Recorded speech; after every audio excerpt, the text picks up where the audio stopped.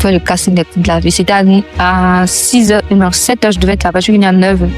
Quand je suis arrivée, il y avait au moins 3000 personnes. Je voulais me retourner, mais je me suis dit, j'ai quitté Bassam me venir à propos de me retourner comme ça, genre. J'aime même pas jouer dans les coups de la vie. C'est pas par là que je suis rentrée dans les coups de la vie, en fait. C'est pas en 2022, pas avec cette opportunité-là. Du tout.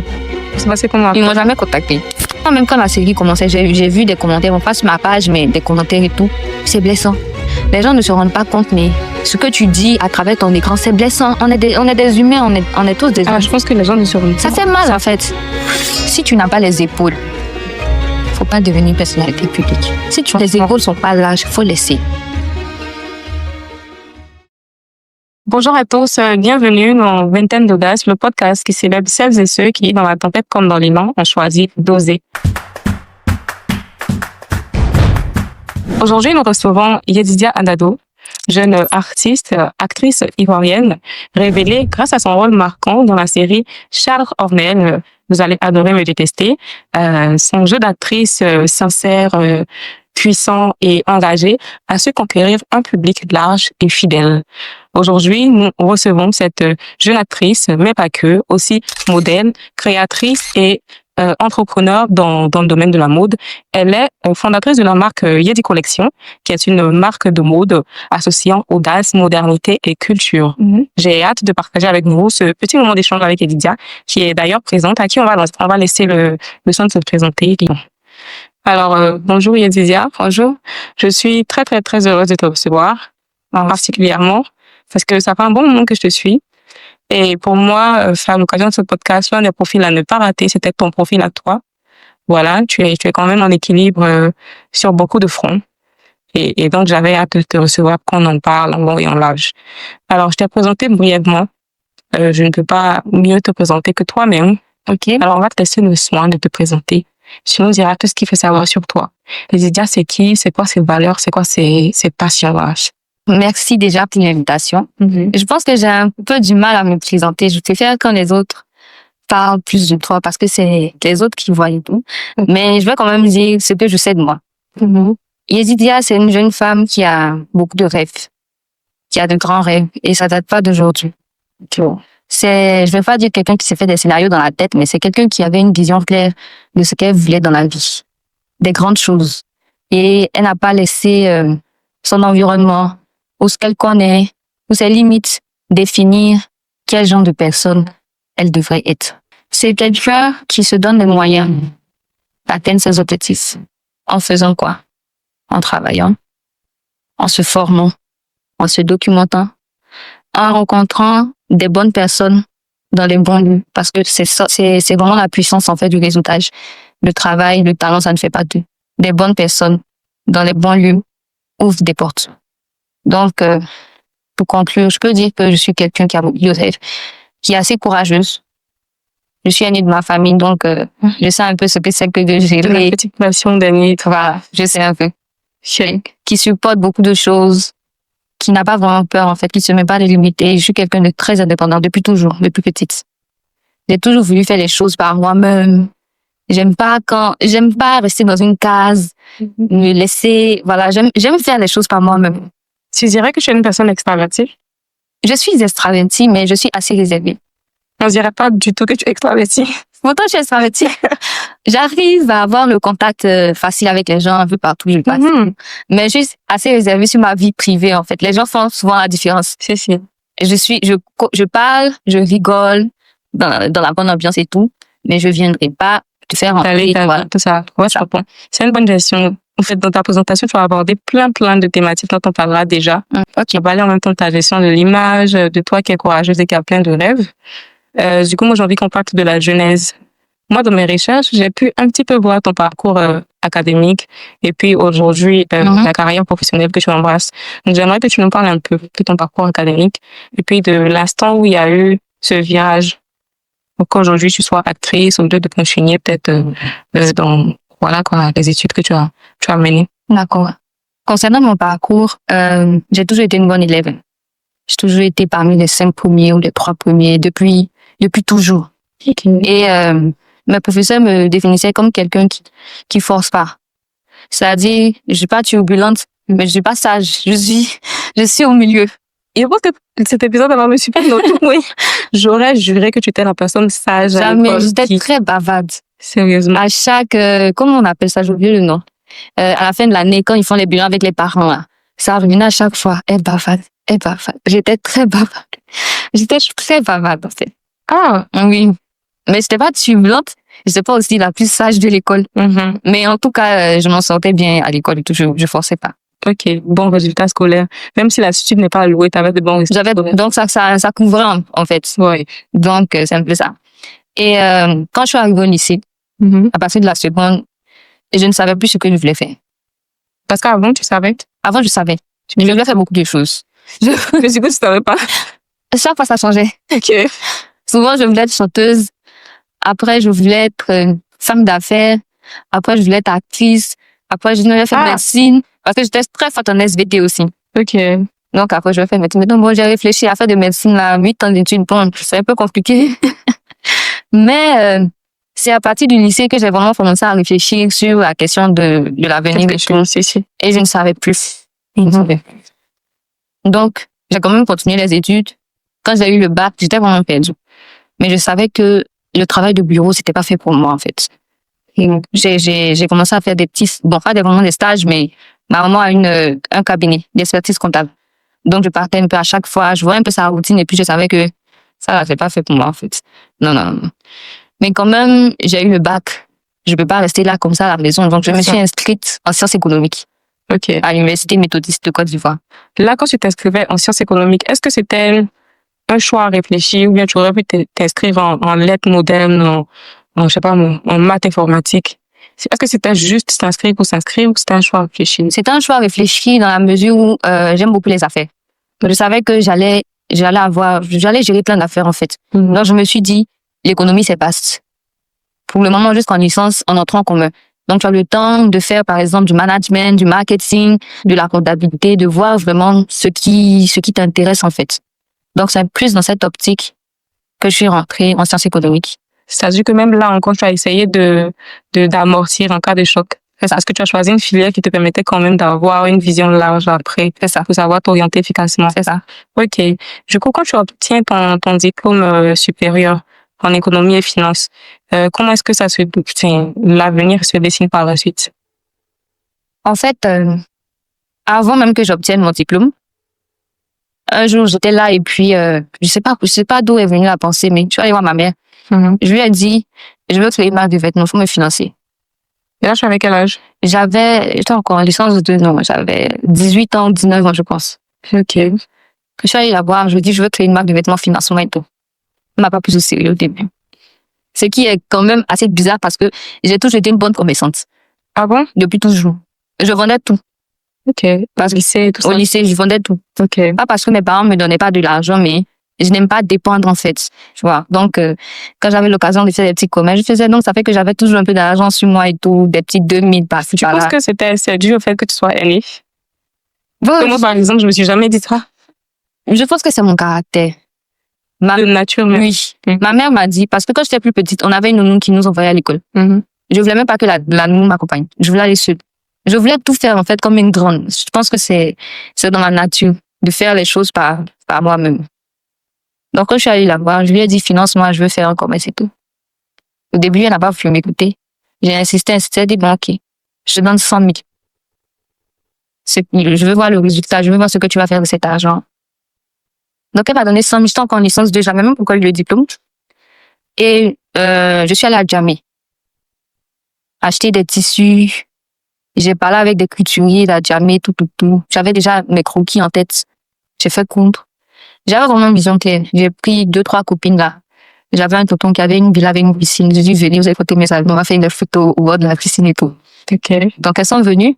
On a fait des photos, tout ça. Mais en fait, je ne mesurais pas la portée de ce que je faisais. Je savais que je voulais le faire, mais je m'attendais pas à avoir une vision où tu sais que tu as une grande entreprise. Non, je m'attendais pas à ça. Je vivais juste l'instant présent. J'avais envie de faire ma marque. Donc, on a fait des photos.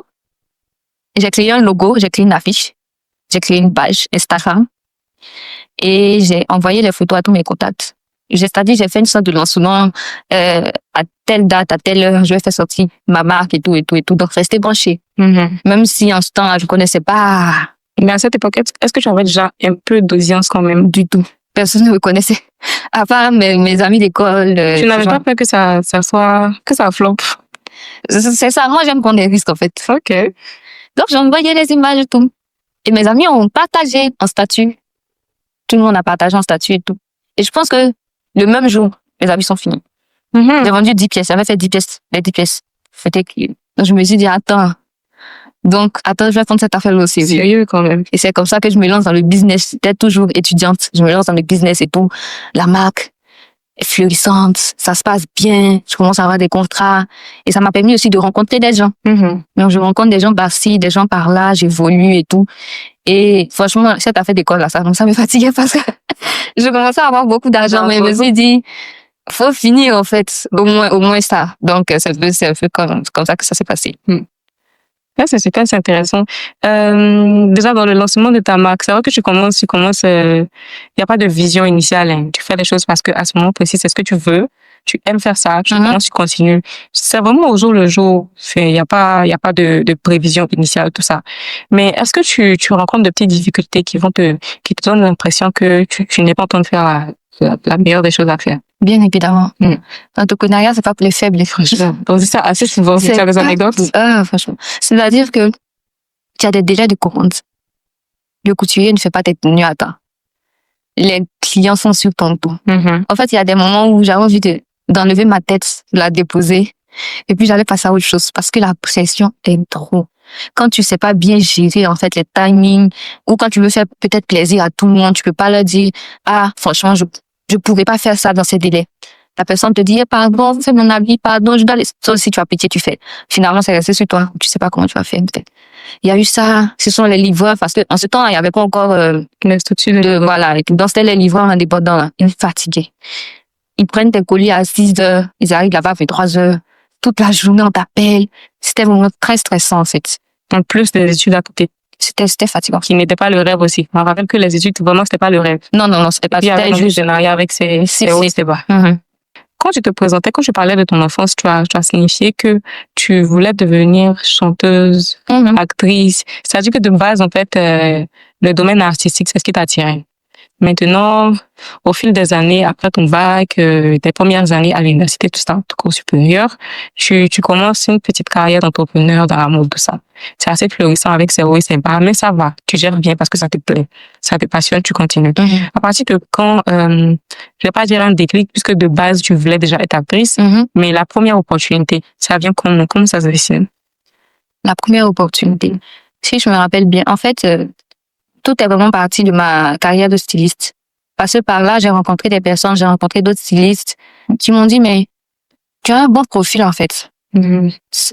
Faut faire, d'abord, ils m'ont dit, il faut faire du mannequin, il faut faire Miss. Je dis non, c'est pas trop ma came et tout. Donc, on dit, bon, si tu veux pas faire Miss, au moins, il faut être égérie, modèle et tout, parce que tu as un beau visage, tu as un beau sourire et tout ça. Au début, je ne voulais pas faire parce que j'étais vraiment très timide. Alors, j'étais timide, j'étais extravertie, timide? Non. En fait, c'est maintenant que ma vraie personnalité sort. Sinon, avant, j'avais assez de blocages. Je me disais que je peux pas faire ci. En fait, au fond, je voulais le faire, mais j'avais pas le courage. J'avais pas le courage et tout. Mais ils m'ont dit de le faire. J'avais même pas assez de photos de moi quand j'étais plus jeune, parce que je faisais même pas de photos, en fait. Donc, toutes les photos que vous me voyez faire maintenant, là, il y a pas quelqu'un qui doit se plaindre. Mais, ils m'ont vraiment encouragé, en fait. Et je pense que ma première publicité, j'étais couchée à la maison, quelqu'un a envoyé ma photo à une grande structure. On m'appelle, allô, tu es l'actrice principale d'une publicité, tu vas venir demain. J'étais en mode, hi. Tu as cru? Je t'ai pas dit que c'était une nana. Non, je connaissais la dame. En fait, j'ai pas vu le coup. Dans quel coin elle a pris ma photo, elle a envoyé, on m'a validé, je savais même pas. Et je pense que c'est ce jour-là, ça a été vraiment une sorte de délivrance aussi pour moi, parce que je devais danser, je devais faire tout ce que les timides n'aiment pas, là. J'étais vraiment au centre. Il y avait. C'était une publicité, pourquoi? C'était bonnet rouge. Et puis tu devais danser. Je devais danser dans la publicité. Vraiment, il y avait vraiment une cinquantaine de personnes sur le plateau, des lumières par-ci, par-là, tu au centre. J'étais en mode, chez la journée pas facile, je fais quoi ici? Mais ça a été une sorte de délivrance, parce que quand je suis sortie de là, je me suis dit, mais Que si j'ai pu faire ça, Si je j'ai peux pu tout faire faire. ça, c'est que je veux tout faire, en fait. J'ai dansé devant des inconnus, j'ai, de 5h à 19h, mais ça, c'est quoi ça, en fait? C'était chaud. Donc, en fait, c'est par là que, par le styliste, après, je suis devenue modèle. Mhm. Et bon, j'ai continué vu que j'avais fait la publicité, ça s'était bien passé. J'ai continué à faire des pubs. Et c'est dans une pub, on m'a demandé de jouer un petit rôle là. J'ai joué le rôle vite fait. Puis on m'a dit, mais tu es actrice? Et je dis, non, je suis pas actrice, c'est tout. Mais on dit, mais tu seras une bonne actrice. Je dis, non, vous avez plus une bonne actrice pour moi. Genre, j'ai jamais joué devant quelqu'un, quoi. Comment ça? Et donc, la dame me dit, je suis sûre que tu seras une bonne actrice. Il y a un casting, en fait. C'était le casting des Coups de la vie en 2022, si je me rappelle bien. En 2022. Va faire le casting. Je me suis dit, non, les Coups de la vie, c'est que toute la Côte d'Ivoire sera là-bas. Je vais aller faire quoi là-bas? Non. Et puis toute la Côte d'Ivoire était là-bas. Ah, et bien évidemment. Parce que j'ai vu quelques photos des castings de Seattle. Mais tout le pays va être. Je voulais pas, elle a tellement insisté. Elle m'a contacté, elle m'a appelé. Franchement, je lui ai dit merci. Si elle n'avait pas insisté, là, j'allais pas partir pour elle. Donc, je suis allée, j'ai parlé de ça à ma maman. Elle m'a dit, mais il faut partir. On sait jamais. Elle aussi, m'en laissait de jouer 2-3 scènes. Ouais, ils se sont moqués de moi. J'ai dit, bon. Vous m'aidez pas, là. Hein. Franchement. Mais c'est pas grave. Donc, en ce temps-là, on était à Bassam. Et j'étais Bassam pour venir à l'INSAC. Quand je suis arrivée, il y avait au moins 3000 personnes. Donc, je rentre. Je m'enregistre. Ils ont fait en lettres de A à F. Moi, j'étais A 540 ou un truc comme ça. Oui, 540e A. Il y a au moins 500 personnes. OK. J'ai dit, waouh, OK, il n'y a pas de problème. Donc là, on nous a mis en binôme. J'étais avec un gars. On nous a mis en binôme et tout. Donc, j'étais avec le gars. Il est 14h en personne. Tout le monde est fâché. Ça parle, tout. Donc, je suis arrêtée, je regarde comme ci, comme ça et tout. Et je vois deux messieurs en train de parler de moi et puis il met son doigt sur moi comme ça. Donc, je regarde derrière moi pour voir c'est qui il me regarde. En fait, c'est moi qui regarde. Il me regarde avec insistance. Je ne les connaissais pas. OK. Mais eux aussi, ils m'ont regardé, ils ont parlé de moi, ils parlaient dans leurs oreilles, ils ont parlé. Tout. Et après, le monsieur m'a appelé. Oui, ça va, lui, ça va. Tu es actrice? J'ai dit non. J'ai dit oui, je suis actrice. Je suis là, c'est que je suis actrice, en fait. Que j'aime bien ton profil et tout. Tu t'appelles comment? Je lui ai dit mon nom. Il me dit son nom aussi. Je le connaissais pas. Il a pris mon contact. Donc, quand il m'a donné son nom, je suis allée vérifier les réseaux sociaux. Et c'est le mari d'une star. C'est un producteur, il s'appelle Alfred Zemi. Je lui fais un coucou. Et c'est lui. Quand j'ai vu sa page, j'ai dit, attends, OK. Il dit, oui, on va travailler ensemble et tout. Donc, donne ton contact, je vais te contacter après, tout ça et tout. Que faut pas te fatiguer non plus. Le casting, il faut donner ton contact. Il t'avait vu jouer nulle part, il t'avait juste vu arrêter. Il m'a vu, il a vu mon profil, il a vu. En fait, je pense que c'est une question de feeling. Il a vu le profil et tout. Donc, il m'a dit, bon, de toute façon, comme tu es venu quand même, attends, tu vas passer. Tu vois. Donc, il m'a aidé à passer. Je suis passée avec mon binôme, là. Quand on passait, même, j'étais fâchée. Oui, les 500e. Parce qu'on était même pas censé passer aujourd'hui, mais on est passé finalement. Et on a joué. Quand je suis rentrée, ça s'est tellement bien passé. J'étais étonnée. Les gens me disaient, le jury demandait, ah, tu joues depuis combien d'années? J'ai dit, années? Je ne pouvais pas leur dire que, j'ai dit, mais, genre, c'est la première fois, en fait, que je joue devant quelqu'un, mais, j'ai vu, c'est ce jour-là, j'ai vu que la dame n'avait pas tort. On dirait que j'avais vraiment un truc, en fait. Ouais, que toi, tu ne percevais pas, mais si, que les gens percevaient. Oui. Ils savaient, on dirait que j'avais un truc. Du coup, ça, c'est ton premier rôle. J'ai même pas joué dans les coups de la vie. C'est pas par là que je suis entrée dans les coups de la vie, en fait. C'est pas en 2022, pas avec cette opportunité-là. Du tout. C'est passé comment? Ils m'ont jamais contacté. Ils t'ont demandé de ne pas passer, de ne pas faire le casting. Pas ça. Quand j'ai fait le casting des coups de la vie, il y avait du monde, en fait. Donc, je pense que pour trouver tout le monde, c'est pas vraiment évident. Vu qu'il y avait beaucoup de monde.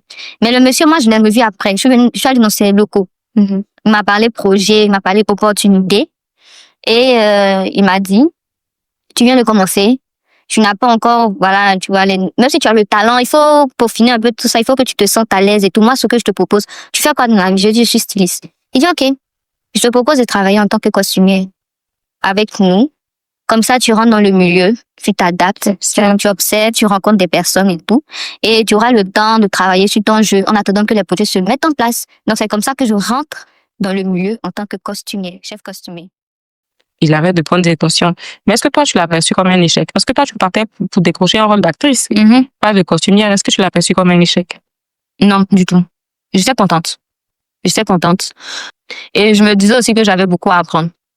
Il n'était pas obligé. J'avais pas vraiment les qualifications pour ça. Il n'était pas obligé. Le styliste et puis être costumé, ça n'a absolument rien à voir. Mais le fait qu'il m'ait fait cette proposition, ça m'a beaucoup plu, en fait. Il m'a donné ma chance. Et je savais que même si c'était pas par lui, du moment où je suis rentrée seulement, si c'est pas par lui, c'est pas quelqu'un, je vais tenir, en fait. D'autant plus que tu avais un truc que les autres voyaient, que toi, tu ne voyais pas. C'est ça, en fait. Donc, je me suis dit que c'était une bonne opportunité et j'étais vraiment contente. À partir de là, le premier rôle, comment tu l'obtiens? Le premier rôle, c'est dans les coups de la vie. Mais, en fait, j'étais la costumière. On m'a mis dans le rôle. Dans l'équipe, je pense que pour être un bon technicien, il faut quand même avoir des notions dans l'actorat et tout. Parce que c'est en fonction de ces notions-là, tu pourras rendre ton travail crédible. Okay. Et parmi les techniciens, il y a des personnes qui savent jouer. Mais ils n'ont pas peut-être envie d'en faire un métier. Voilà. Donc, ils préfèrent rester à la technique. Donc, moi, quand on m'a proposé, je me suis dit, mais c'est l'occasion rêvée, en fait. Et c'est comme ça que j'ai joué mon premier rôle dans les coups de la vie en 2023. Je travaillais là-bas, c'est moi qui habillais pendant le film. Et quand j'ai fini d'habiller les gens, moi-même, je m'habille et puis je m'en vais sur le plateau pour tourner. Je finis, je reviens à mes costumes. En fait, c'est comme ça que ça s'est passé. Ok, c'est comme ça que tu as joué tes 7 séquences. Oui, c'est comme ça. Tu jouais? Quand tu ne jouais pas? Je travaillais. Tu travaillais. Oui. C'est un peu comme ça que ça s'est passé. Ça devait être palpitant. Ça devait être palpitant. En fait, moi, c'était un jeu pour moi. C'était un peu un jeu parce que... Et puis, tu vois la réaction des collègues. Par exemple, tes collègues ont l'habitude de te voir tous les jours avec eux ici. Et puis, aujourd'hui, tu es devant la caméra. Tu vois, en fait, ça fait rire. Je sais pas comment expliquer. Ils se disent, mais c'est moi, mais ça l'avait fait quoi. C'était un truc comme ça. Et puis, moi, je disais que, laissez-moi, je suis une actrice, c'est parce que vous savez pas. Et puis, c'était comme ça. Mais quand c'est passé à la télé, ils ont dit, mais, en fait, tu joues bien. Quand tu es là, souvent, tu ne perçois pas des trucs, hein, parce que la caméra, là, elle capte les émotions. Donc, quand on fait le montage et tu vois la télé, tu te dis, mais, j'ai bien joué cette scène-là, en fait, tu vois. Ouais, donc, quand ils me voyaient, ils pensaient que je m'amusais. En fait, ils voyaient c'est un jeu. Alors, après, ça me dit, laissez là. Mais c'est quand c'est passé à la télé et le retour que j'ai eu, que je me suis rendu compte, mais attends, je suis en train de jouer avec ma vie, en fait. Et du coup, à partir de là, le reste, ça a été comme une évidence. Ça a été un déclic, de suite. Non, j'ai même pas fait de second rôle. Après ça, j'ai eu mon rôle principal. J'ai pas vraiment duré, en fait, figuration, tout ça, non. Pendant que tu es technicienne, tu n'es plus étudiante, tu as fini? Oui, j'ai fini. Tu as fini. Mais tu n'as pas pour ambition de chercher un emploi dans le domaine? J'ai eu un stage. J'ai eu la flemme, franchement. T'es même pas le stage? Je suis allée. On me demandait des trucs trop basiques, ça m'énervait. Tu as arrêté? Oui, je suis partie. Tu as arrêté. Et puis, quand tu es allée faire ton casting pour les coups de la vie, tu as eu ta première occasion pour être technicienne sur les plateaux de tournage. Comment l'occasion? J'étais sur un tournage et l'affiche est sortie, disant qu'ils cherchaient une jeune femme belle, de tranche de, disons, 25 ans, qui pouvait séduire un milliardaire. J'ai vu l'affiche. Je me dis, OK, j'ai dépassé. C'est pour ça que tu as dit que non, jamais. J'ai dépassé, mais ça, c'est quoi ça? J'ai dépassé. Et je connaissais la structure parce que j'avais suivi Cacao, Invisible et tout. Je savais qu'il faisait de bons films. Je voulais pas me mettre dans cette question-là. Donc, j'ai dépassé. Et je partais au travail. Tous les jours, je voyais l'affiche. Maintenant, j'avais le contact des cinéastes. Donc, je vois un peu les statuts des cinéastes. Je vois l'affiche dans les statuts. Je vois l'affiche sur Facebook. Je vois partout. Je me dis, mais c'est quoi? Faites votre casting là-bas qui t'explique. Non, mais franchement, ça me saoulait. Je voulais pas faire. Mais tu veux pas faire quelque chose tous les jours, tu vois. Donc, à la fin, j'ai dit, est-ce que je prends la bonne décision? Donc, j'ai dit, bon, comme je suis croyante, je me suis dit, bon, si demain c'était lundi, c'était la deadline. Je dis, si demain lundi, là, quand je me réveille, c'est l'affiche que je vois. En premier, je vais faire. Et quand je me suis réveillée, quand j'ai pris mon téléphone, c'est l'affiche, j'ai dit, mais faut que je le fasse, en fait. Donc, faut dire que moi, je suis quelqu'un d'assez perfectionniste. Quand je fais mes photos et tout, je dois regarder, mon nez est bizarre, je passe pas, mais tellement que je n'avais rien à faire même de l'affiche, j'avais fait une seule vidéo. J'ai déposé mon téléphone, j'ai porté une robe rouge, J'avais des cheveux afro que j'ai dans la série, là. J'avais porté ça et tout. Puis je me suis fait un petit scénario, là. J'ai envoyé par mail. Et j'ai oublié. Donc, je travaillais, tout. Et je reçois un mail qui me dit, ma vidéo a été sélectionnée. Ils veulent me voir maintenant en présentiel. Je dis, attends.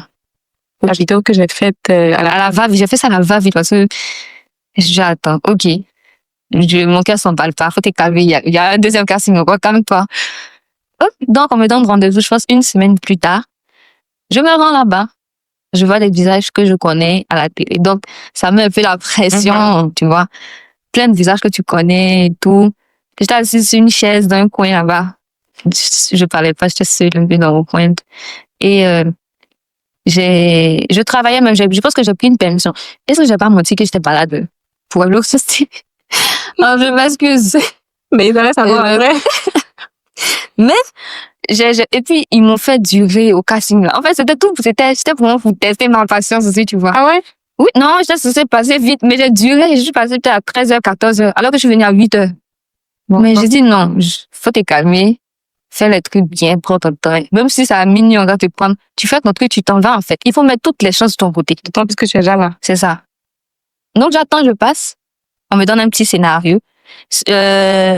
Le scénario que je reçois, c'est pas celui de Leïssa.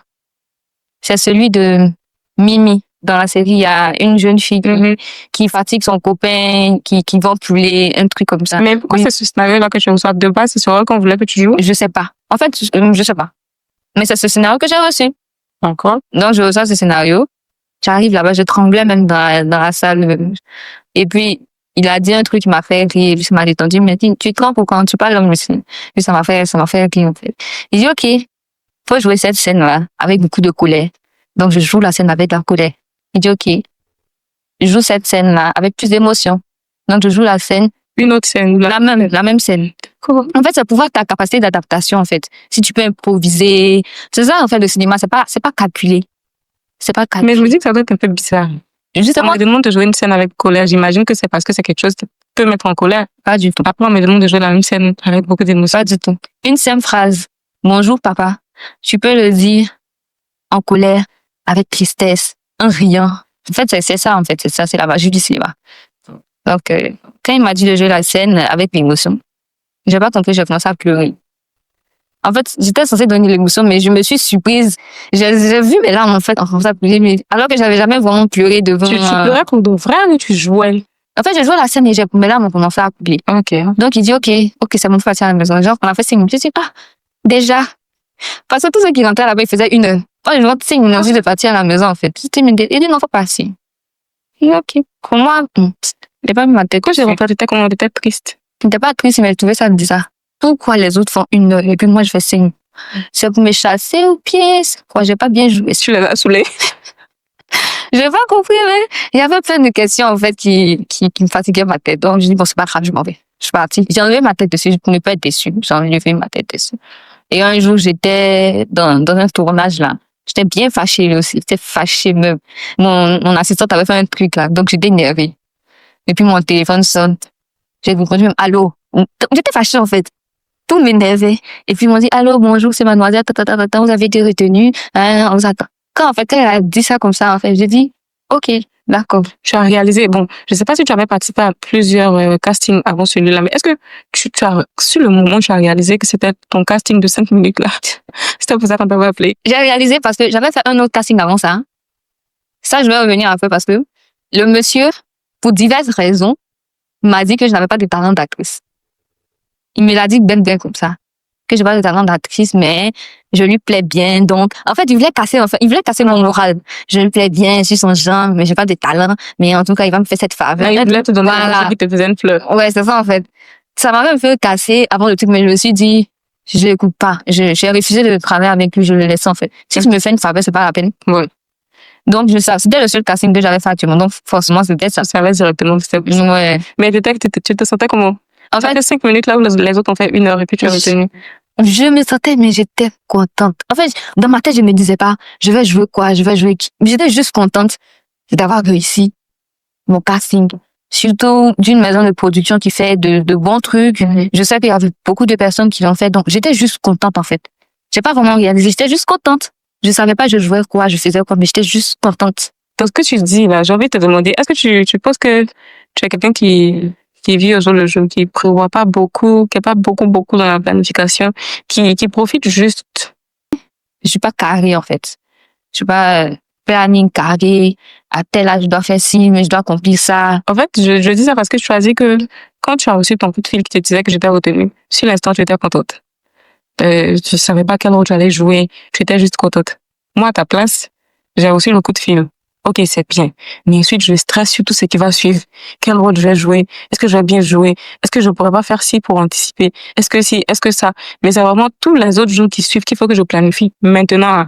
Non, Alors que toi, non. non, moi, je laisse les choses venir à moi, en fait. Et j'ai même pas pensé à tout ce que j'allais faire après. C'est quand je suis arrivée là-bas, je savais même pas que je jouais quoi. On a commencé la réunion. Elle explique l'histoire. Voilà, c'est l'histoire d'un milliardaire qui tombe amoureuse d'une femme, tout. Donc, dans ma tête, je me disais, ah, le roi de la scène qui sort avec le milliardaire, c'est chic. Hein. J'avais ça dans ma tête, mais vite fait. Et on m'a dit mon nom. Je dit, oui, ah, c'est toi qui joues. J'ai dit, ah, déjà. En fait, tout est venu, c'est tombé sur moi comme ça, mais j'avais pas vraiment le temps de réaliser. Et puis j'étais le seul nouveau visage, parce que dans la salle, c'était tous des visages que je connaissais. Les autres, en fait, les autres, mais elle est sortie d'où en fait cette fille là? Et on me disait l'actrice principale. Donc j'étais là, je dis ok. Tout ce qu'elle disait, je disais ok. Peut-être ils m'ont trouvé bizarre, mais c'est juste que je n'arrivais pas à capter en fait ce qui m'arrivait. C'est quand même quelque chose de. Là non. C'est quand on a fini, qu'on m'a expliqué que je devais être là tous les jours, pendant 5 mois environ, que je devais pas faire ci, que je devais pas faire ça, que j'allais avoir telle coiffure. J'ai commencé à dire, mais ok. Il y avait quoi comme interdiction? Il n'y avait pas vraiment d'interdiction, mais moi, mon personnage, elle est naturelle. Donc, pendant tout le long, je n'ai pas mis d'ongles, de faux ongles. J'avais de la teinture sur les cheveux, je devais enlever. Mes cheveux étaient couleur or façon. Je devais teindre en noir. Je devais faire ci, je devais être disponible pour le temps du tournage et tout. Donc, c'est maintenant que j'ai commencé à bien réaliser ce qui se passait. D'accord. Ah, c'est super. T'as tout raconté sur, t'as presque raconté tout sur le tournage. Ouais, peut-être que je pourrais raconter une petite anecdote sur l'un des tournages de la série. Il y a eu plein d'anecdotes, hein. Il y a eu plein d'anecdotes. La maman, Ramatoulaye Sako, la maman de Charlotte, les gens n'ont pas su, mais à un moment du tournage, elle s'était scellée la cheville. Donc, elle n'arrivait pas à marcher. Elle n'arrivait pas à marcher, elle avait mal. Et on devait faire une scène, on était vraiment contraints par le temps. On devait faire une scène, la scène où elle s'évanouit, je sais pas si les gens se rappellent, elle s'évanouit. Et j'ai couru, j'ai essayé de la rattraper. Et puis, j'ai appelé son fils, et qui était en dîner avec Awa, je pense. Elle a mal au pied. Moi, c'est super grosse. Donc, quand elle essaie de tomber, nous deux, on est partis. Franchement, c'était trop drôle. Cette scène-là, c'était trop drôle, franchement. La pauvre dame, elle tombe. Moi aussi, je tombe. Pour faire cette scène-là. Ah, vous avez... On a répété combien de fois? Vous avez repris plusieurs fois. En fait, notre réalisatrice, elle riait jusqu'à le temps là.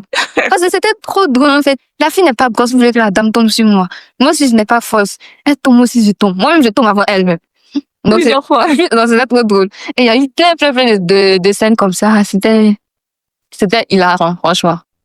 C'était hilarant. Ouais, ça va être bien, le plateau de tournage, tout ça. Peut-être que je trouverai des petites occasions d'assister un peu. C'est super, en tout cas. Ça serait drôle. On a parlé de parcours, on a parlé t'as donné des anecdotes, on a parlé de scènes, tout ça. On pourrait parler d'images maintenant, parce que tu es passé quand même de Yesidia, au quotidien, presque lambda, à une personne qu'on peut reconnaître dans la rue. Est-ce qu'il y a des choses qui ont changé? Est-ce qu'il y a des trucs que tu ne peux plus te permettre de faire, etc. Parce que maintenant, tu as une image à gérer. Ok. En fait, moi, je vis ma vie. Hein. Je kiffe ma vie au max, en fait. C'est maintenant même que je pense que ma vie, même, c'est maintenant que ça commence bien. Parce que je me suis vraiment découverte. Je sais ce que j'aime. Je sais que j'aime la vie. J'aime ci, j'aime ça. Donc, il y a pas vraiment de limite. Après, j'ai toujours été une personne assez discrète. Je suis pas quelqu'un qui s'expose. Je suis pas quelqu'un qui s'exhibe. C'est pas mon genre, en fait. Donc, sur ce côté-là, ça n'a pas changé. C'est toujours pareil. Et je vis ma vie tranquillement. de commentaires sur les réseaux ou ailleurs qui, tu vois, je me dis que dès lors qu'on devient une personnalité publique, on est un peu dirigé, qu'on le veuille ou non, et par les commentaires des gens, les avis des gens. Est-ce que toi, tu n'as jamais fait face à ces choses-là? Peut-être tu tombes sur des commentaires qui dans ton attitude, te contraignent à changer des choses. Ah, je peux plus me permettre je sais pas moi, d'aller acheter mon carbe au café parce qu'il y a quelqu'un qui m'a vu, qui a mis sur Facebook, qui m'a vu que je ressemblais à rien ce jour-là. Ce genre de choses. Peut-être que c'est prétentieux. Mais moi, je sais que je ne sens pas rien, en fait. Tous les jours. Je m'en fous un peu. Tous les jours. En fait, je sais que je veux pas exprès, mais je sors jamais délabrée aussi. Mm-hmm. Même si je suis pas ultra maquillée, je sors jamais, genre, bizarre. Non. Je suis là, ça avant, ma maman m'a menacée, donc je veux plus, elle m'a menacée. Elle dit, je veux plus te voir dehors, habillée en boubou, bizarre. Donc, je fais quand même attention. Maintenant, après, j'ai vécu ça, à des gens qui venaient me mettre, mais c'était toujours des bons commentaires. Après, les gens viennent me mettre à chaque fois, tu as grossi. Oui, j'ai grossi. Tu as trop grossi, tu as grossi. Ah, tu commences à grossir, tu commences à prendre les joues, tu commences à ci, tu commences à ça et tout. Mais je fais pas attention à tout ça. Parce que je me sens bien dans ma peau. C'est important de le signifier parce que moi, je sais pas, je trouve que moi, généralement, quand je suis sur les réseaux puis que je vois les acteurs, en tout cas les personnalités publiques là, qui font des vidéos de réponses aux commentaires, ça me peine, mais j'ai l'impression que ils accordent un peu trop d'importance à ces choses-là. Les gens, ils ont juste envie de dire des trucs sur vous, avoir l'impression qu'ils participent un peu à votre quotidien. Donc forcément, quand quelqu'un te dit tu as grossi, il a l'impression que quelque part, il est imprégné dans ton quotidien. Il te suit tellement qu'il a pu voir que tu as fait 2 grammes, 3 grammes. Mais si toi, tu dois faire une fixette sur ça, décider de maigrir le plus loin les deux, c'est compliqué, ou bien de répondre méchamment. Ça me fait toujours bizarre de voir les gens réagir. En fait, ça, c'est vraiment un truc important. Je dis ça toujours à des petites sœurs ou bien à des amis qui veulent voir. Je leur dis plutôt, si tu n'as pas les épaules, faut pas devenir personnalité publique. Si tes épaules sont pas larges, faut laisser. Si tu es quelqu'un qui n'a pas confiance en toi, tu es quelqu'un de fragile, tu es quelqu'un de, je sais pas, dès qu'on dit quelque chose en même temps tu pleures, faut laisser. Parce que tu pourras pas supporter ça, en fait. Moi-même, je suis quelqu'un, je pense que les expériences que j'ai vécues ont forgé mon caractère. Et le fait même que j'ai travaillé aussi avant de commencer à être actrice, ça a forgé mon caractère. Je travaillais, la plupart étaient des hommes. Et j'étais la plus jeune. Il fallait s'imposer. Ouais. Il fallait faire entendre sa voix. Et je pense que tout ça là a participé à être la personne que je suis aujourd'hui. Donc, si tu n'as pas les épaules, faut laisser. Parce que moi-même, quand la série commençait, j'ai vu des commentaires, pas sur ma page, mais des commentaires et tout. C'est blessant. Les gens ne se rendent pas compte, mais ce que tu dis à travers ton écran, c'est blessant. On est des humains, on est tous des humains. Je pense que les gens ne se rendent pas. Ça fait mal, en fait. Quand vous passez à la télé, c'est comme si vous étiez des personnages fictifs. Et puis que derrière leurs écrans, ils doivent juste faire attention pour commenter, pour dire des choses gentilles ou méchantes. Ils font plus vraiment attention à ce que vous pouvez ressentir, favoriser, ce qu'ils écrivent, tout ça. Donc tu as vraiment raison de dire que t'as pas le cardio, tu laisses. T'as pas le cardio, ça va te détruire, en fait. Tu vas vivre selon les envies et tout ça. Je me rappelle quand la série est sortie, j'ai vu un partage. Maintenant, je regarde même plus même les partages ni les commentaires. Mais j'ai vu un partage qui disait que, ouais, la fille, elle est belle, à part ses oreilles, là. Il y a pas sur mes oreilles déjà. Mais en fait, je me dis, si j'étais quelqu'un d'influençable, j'allais faire chirurgie pour couper mes oreilles. En fait, le commentaire m'a fait rire. Et même, j'avais vu, et je dis merci à ces personnes qui me suivent. Vraiment, j'ai une communauté en moi. Parce que quand la série sortait, bon, il y a tout type de personnes. Il y a des gens qui disaient que, ouais, elle n'est pas jolie, tout ça. Je me suis dit, mais attends. En fait, j'ai même pas eu besoin de répondre. Mais le pire, c'est que c'est même pas ce qu'on doit juger. C'est le jeu d'acteur, c'est la série. On dit que je suis pas jolie. Que je suis pas jolie, je suis pas assez jolie. Tu sais, les gens ont toujours quelque chose à dire. Et les gens savent lui répondre. Mais toi-même, tu es jolie, là. Tu es où? C'est la fille, elle est pas jolie. Elle est trop jolie. Et tu vois, si j'avais pas confiance en moi, je vais commencer à dire, je suis pas assez jolie. Je vais plus être je suis belle. Ça n'a rien à voir avec la prétention. Je sais que je suis belle. Ça, c'est quelque chose. J'ai appris à me regarder devant le miroir et à dire, ma chérie, faut laisser tes histoires de honte là. Tu es belle, tu es intelligente, tu es talentueuse. C'est vrai, tu as des défauts, mais tu as tout ça en fait. Donc, si tu veux m'atteindre, en tout cas, faut laisser le côté physique là. Faut chercher autre chose. Sinon, physique là, c'est mon avis, c'est que c'est belle. Et faut savoir aussi s'entourer des bonnes personnes. Comme je l'ai dit au début, moi, franchement, j'ai eu des personnes au nord autour de moi. Professionnellement, ma famille me soutient beaucoup. Donc, on est tous des humains. Il y a des moments où tu es fatigué. C'est ces personnes-là qui vont te rebooster, en fait. C'est ces personnes-là qui vont te dire, toi, tu sais pas tu es qui, nous, on va te dire qui tu es. Il faut avoir aussi ces personnes-là. Il faut parler, faut pas tout encaisser, faut pas tout garder pour toi, en fait. C'est ça aussi, c'est très important. Du coup, là, tu as abordé un truc quand même important. Ta gestion des coups de mou, la déprime, les jours où ça va pas trop, il y a beaucoup trop de choses à gérer. Comment tu t'en sors? De base, même, je suis une personne, je ne déprime pas comme ça. Je suis toujours de bonne humeur, toujours. Je suis encore mes défauts. J'ai les défauts. Mais en fait, comme je t'ai dit, je suis aînée. Donc, j'ai appris à ce que les gens aient besoin de moi, en fait. À ce que les gens comptent sur moi. Donc, souvent, même mes besoins, là, passent en second plan. Donc, j'ai pas tellement cette habitude de m'apitoyer sur mon sort. Je cherche toujours des solutions. Quand il y a des problèmes, je cherche toujours des solutions. Mais ça m'arrive d'être fatiguée, comme tout le monde, de me poser des questions, d'être un peu fatiguée. Surtout quand peut-être tu es dans des périodes où c'est assez mou, ou même dans les périodes où on t'accélère, où tu n'as même pas le temps de réfléchir, où tu as si à ça arrive. Mais comme je suis quelqu'un de croyant, en fait, j'essaie de me décharger, en fait. J'essaie de me décharger sur Dieu, laisser, en fait, les choses. Et puis, généralement, ça va. Et comme je l'ai dit, j'ai des amis, des proches, la famille qui sont autour de moi, à qui je peux parler, à qui je peux dire, même si ça allait bête, je leur dis, en fait, tiens, c'est bizarre, je suis fatiguée, oui, c'est comme si c'est comme ça. Et puis, cette personne vont vraiment me rebooster, en ça. C'est ça. C'est super. On n'a pas parlé de quoi? La conversation était si fluide. Oui, on a parlé de beaucoup de choses. On n'a peut-être pas parlé d'équilibre. Oui, on n'a pas parlé d'équilibre. Parce que là, tu as beaucoup de casquettes quand même. Pendant que tu as justement ta marque de vêtements à côté, t'as ta carrière d'actrice, ta vie de jeune femme de la vingtaine. Comment tu gères tout ça? Souvent, c'est un peu compliqué, hein. Il y a forcément quelque chose qui saute. Souvent, c'est compliqué. Franchement, c'est compliqué. Mais je veux pas que ma tête chauffe, en fait. Je veux pas que ma vie s'envole comme ça, devant moi. Donc, c'est vrai, je travaille. Mais si j'ai l'occasion, par exemple, de voyager, de sortir, en fait, ça fait partie de mon bien-être. Ça fait partie de mon bien-être. J'ai déjà été surmenée. Je sais ce que ça fait d'être surmenée. Et c'est quelque chose que je veux pas vivre, en fait. Donc, j'essaie vraiment d'équilibrer les choses, que ce soit dans mon travail, que ce soit dans mes relations, d'essayer de faire des plannings.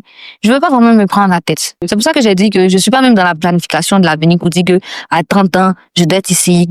Tout ça là, c'est des coups de pression. Franchement, c'est de gros coups de pression. La vie est belle.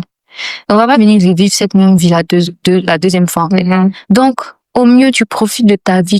Moi, j'aime le cinéma, donc je profite. En fait, quand je fais là, c'est pas un fardeau, c'est pas un travail. C'est un travail, mais c'est pas une charge. Mais je profite. J'aime la mode. Donc, quand je fais, je profite. J'aime les photos. Donc, quand je sors, je fais des trucs live, ça, j'aime sortir. En fait, je profite et je me mets pas de pression, je me mets pas de barrière, je me mets pas si je n'ai pas atteint cet objectif, c'est que j'ai échoué. Non. Chaque chose arrive en son temps. Ça, c'est quelque chose, c'est réel. Quand le temps de commencer l'actorat est arrivé, je n'ai pas eu à faire monts et pieds pour rentrer là-bas. Les choses se sont alignées. Ça s'est aligné. Si je n'ai pas été retenue des années avant, c'est que le temps n'était pas encore arrivé. Non. Donc, tranquillement, ça ne veut pas dire que je suis couchée, que je fais rien, non.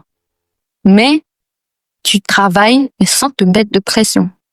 Même dans mes relations, je ne me mets pas de pression. Je laisse tout couler. Moi, je me fatigue pas, hein. Même si, en fait, je veux parler avec quelqu'un qu'on se parle plus, là. C'est-à-dire que je vais pas en fait, je charge pas les choses. Je vais pas charger ça, mettre ça dans mon cœur. Tu le laisses dans son coin. Non, je vais te laisser. Je vais te laisser. Parce que je suis là. Je dois avancer. Faut pas que quelqu'un va venir me fatiguer. Oui. Je charge rien du tout. Ce qui doit partir, va partir. Ce qui doit rester, va rester. Ça veut pas dire que je vais pas d'efforts, mais je charge rien, je mets rien sur ma tête. Je prends pas de fardeau, en fait. Donc, c'est un peu ça. Ouais, ça permet de vivre léger. Est-ce que on pourrait parler un peu vite fait de ta vision? Comment tu te vois dans 5-10 ans? J'ai quand même une bonne vision, en fait. J'ai plein de rêves, tu vois. Et j'ai vraiment envie d'être une figure qui impacte. C'est vrai, on le dit souvent. Mais moi, par exemple, je n'ai pas eu de modèle. quand je dis de modèle en termes de carrière, je parle pas de modèle dans la vie. C'est-à-dire quelqu'un que tu suis au pas comme ça pour faire un peu comme les gens, j'ai pas vraiment. Et j'avais eu des situations, si j'avais eu quelqu'un pour me parler, j'allais éviter telle ou telle distance. Donc, enfin, je veux devenir cette personne-là. Sera peut-être un repère pour d'autres personnes. En fait, c'est mon but premier qui est là. La célébrité, la gloire, c'est pas mon truc. Quand je suis dans les endroits où ça me fatigue. J'aime être comme tout le monde. Oui, ça me plaît, on te connaît, voilà, mais c'est pas ça, en fait. C'est pas ça qui me tient. Mais c'est quand on me dit, merci pour ce que tu as fait, merci de m'avoir montré si bien, merci. En fait, c'est ça. Ah, mais pas que tu pourrais te voir mon temps aussi, comme je disais là. Ça pourrait faire bien d'aider des gens. C'est ça mon truc, en fait. Apporter quelque chose, que ce soit par mon travail. Et dans mon travail, j'ai une vision claire de ce que je veux. Percer à l'international, c'est l'idéal. Comment tu fais pour percer à l'international plutôt? Tu cherches les bonnes opportunités. Tu cherches à t'exporter. Tu travailles. Tu peux pas dire que tu veux percer à l'international plutôt et puis tu te formes pas, tu travailles pas sur ton jeu, tu travailles pas sur ton anglais. Mais tu vas aller parler quelle langue à l'international là-bas, vu que c'est l'anglais, c'est le mandarin, ce sont les langues qui sont, voilà, que ça. Donc, pour ça, je me donne des moyens. Je me vois avoir des émissions, avoir mes boutiques. En fait, il n'y a pas de limite, quoi. Ne soyez pas étonnés de me voir demain dans une comédie musicale ou bien dans un truc comme ça. Et moi, j'ai pas de limite. Tu fais vraiment les choses au feeling. Je fais les trucs au feeling, en fait. Voilà, j'ai pas de, donc, ne pensez pas que ça sera toujours Yedidia, l'actrice, le modèle, mais la styliste. Je peux devenir demain Yedidia, la peintre. Mais je fais ce que je veux. Je peux devenir, en fait, actuellement, dans mon esprit, c'est que je peux faire tout ce que je veux. Il n'y a pas de limite. Je peux faire tout ce que je veux. Et en fait, c'est ça la vie. Pourquoi se mettre dans des cases, voilà. Non, c'est comme ça, mais c'est comme ça. Non, c'est pas ça. Je suis libre de faire ce que je veux. Et tout ça, là, ça fait partie du l'art, hein. Donc, l'art est libre. En général, les artistes ont cette vision de la vie. Ouais, c'est ça. Très léger, très, et les autres là, peut-être si tu avais été financier. Ça me plaisait pas. T'es strict et carré comme tu voulais pas l'être. Ça, j'aimais pas. Sinon, les artistes en général, ils sont légers comme ça sur la vie. Écoute, Yedidia, moi j'aurais aimé qu'on discute comme ça toute la journée, mais j'imagine que tu as beaucoup de choses à faire et puis voilà, toute bonne chose à une fin. Donc, si tu es aligné avec ça, on va clôturer l'épisode et on va clôturer sur une question qu'on a l'habitude de poser pour clôturer justement les petits conseils de la vingtaine, de la vie d'adulte. Qu'est-ce que tu aurais aimé savoir avant d'entamer ta vie d'adulte en équilibre dans ta vingtaine, carrière, vie personnelle, gestion des relations familiales, amicales, amoureuses. Et puis, qu'est-ce que tu prodigues, toi, comme conseil aux jeunes vingtenaires qui entrent et qui éventuellement voudraient te suivre, genre te prendre comme modèle? Ok. Ce que j'aurais aimé savoir avant de rentrer dans la vingtaine, c'est que la vie n'est pas rose, le ciel n'est pas bleu, en fait. Oublie ça. Ma maman me disait toujours ça, en fait. Toi, tu penses que la vie est rose, la vie est belle. Bah non, reviens dans la réalité, ma chérie. En fait, je ne comprenais pas.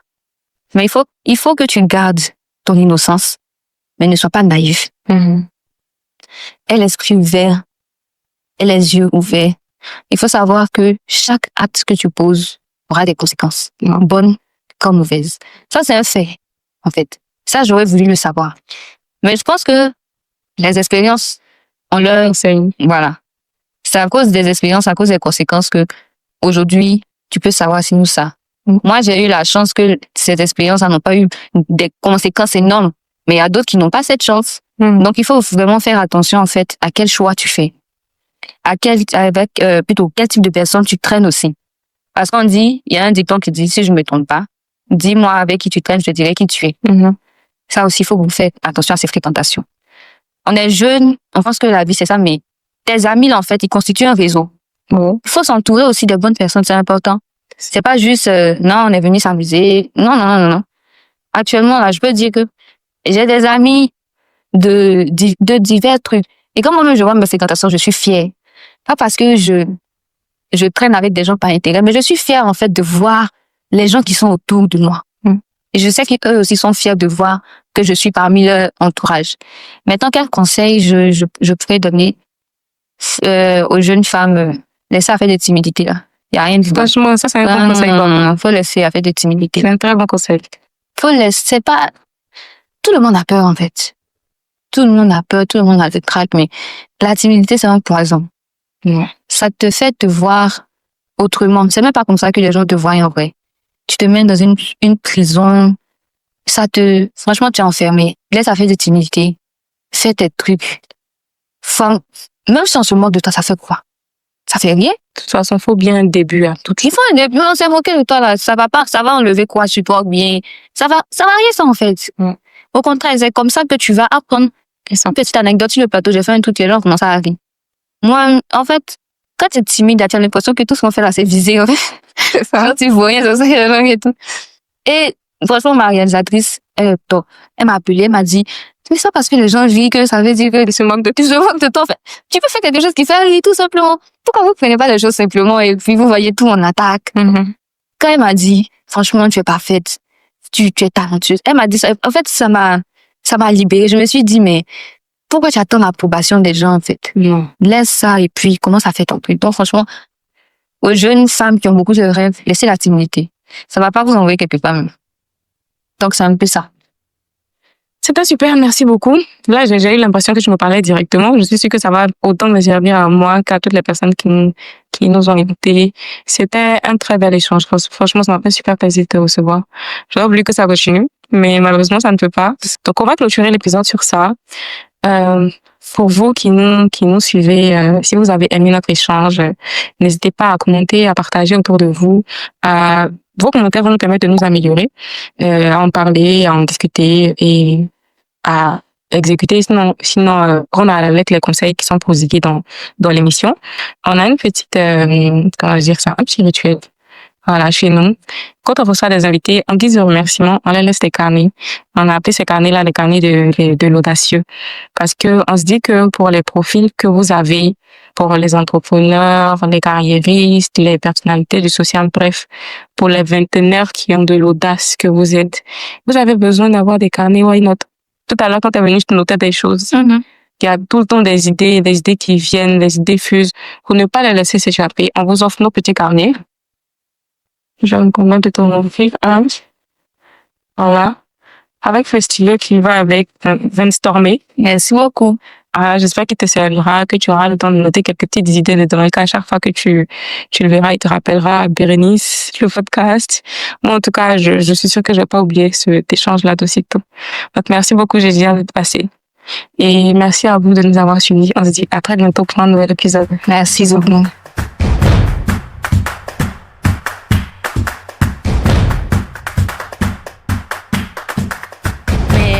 Vouloir prendre ce projet pour te l'approprier alors que c'est pas ton projet. Donc il y a ça. Moi, quand j'ai vécu ça, j'ai pleuré, j'étais dégoûtée. Il restait un peu, j'allais dire bon, ça va, on stoppe tout.